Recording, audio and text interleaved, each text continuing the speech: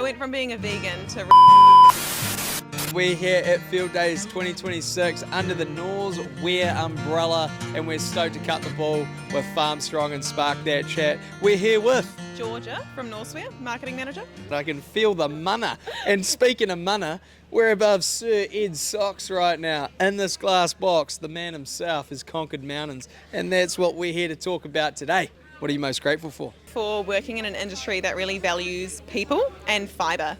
It's something that happened in the early kind of 2000s is a lot of production went offshore and we stopped valuing Kiwis and what they're able to create here.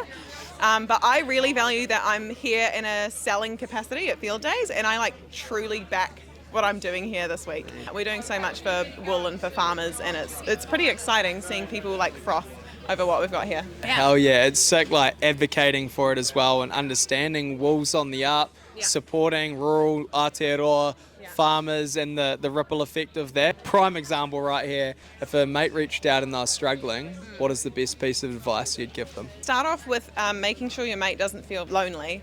I think one thing that people really struggle with is becoming vulnerable. So if your mates already put themselves in the position of being vulnerable, it's really important to not shut that down. I think offering your own vulnerability back is a really good place to start because it makes it a really safe space. And that could be as small as oh, I'm having a bad day, or dude, I've been through something massive and I haven't told you about it. But not having a big panic about that coming forward and just being I'm listening. You don't need to jump on any emotional bandwagon. You're just here, you're listening. You can maybe share in some vulnerability and making sure that they know that you've heard, you care. Whatever they're going through is actually important. I think checking in with people about what they need to do in that very moment to look after themselves is really important too. Making sure that everyone's taking care of themselves physically has a huge impact on our mental health.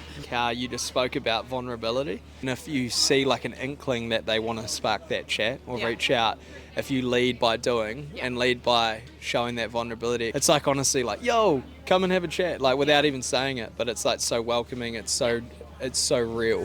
What fuels your stoke? What gets the heart pumping? I just have a general love for the outdoors. I just got my first working dogs, and I realized I went from being a vegan to realizing that I feel I've never done drugs, but I feel the equivalent of ecstasy when I'm out working land with my dogs. So being outdoors, and I mean this all links into all of this.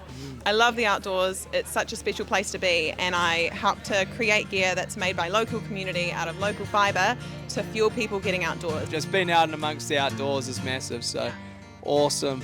Thank you, legend. Cheers for sparking that chat with me.